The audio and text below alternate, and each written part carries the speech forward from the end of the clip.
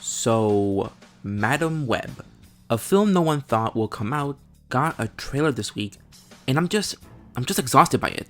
Not only because Ezekiel's suit is down horrendous and would fit better in an episode of Arrow, but it's just another example of Sony being Sony.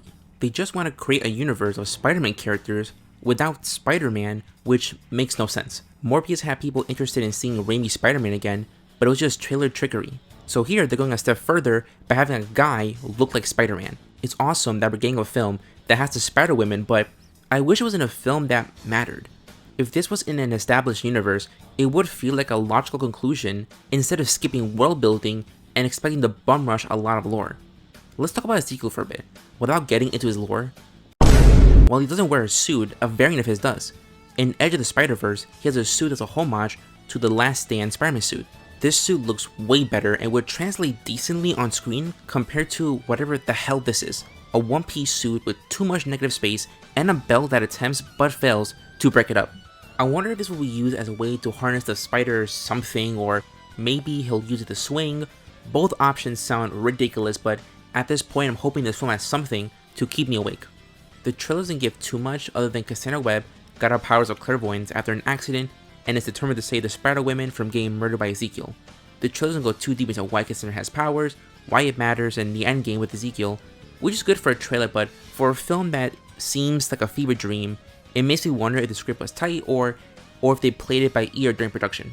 Overall, I'm just frustrated by Sony's creative bankruptcy and Gollum-esque approach to the Spider-Man franchise when they can just coast off Spider-Verse. I can go on for hours about how I feel, but going any further just feels like a waste of time because it's Sony, the company that got gaslit into re-releasing Morbius and were shocked when it failed again. So it's hard to expect any semblance of care or intelligence with anything regarding Spider-Man when they're trying hard to not touch Spider-Man. All in all, the failure of The Amazing Spider-Man 2, regardless of its quality, continues to plague us more than ZEB's run on Amazing Spider-Man, a poison that will kill us over time instead of a bi-weekly series of disappointments. Oh no, he's hot! Like, who's excited for Gang War? The Magia, Silvermane, like Hammerhand, like who gives a shit? Like what the hell? Who's letting Zeb Wells cook? I just don't get it. Like, oh my god, like every time I think every time I either it gets worse and I hear it on Twitter, or it just gets worse and I just don't hear about it. And I don't know what's worse, honestly, because I'd rather know what the hell is going on instead of not knowing it. Then when I think, oh, what was going on Amazing Spider-Man, and I look on Twitter and I go, oh, okay, well, that wow, curiosity killed the Dave or some shit. I don't know.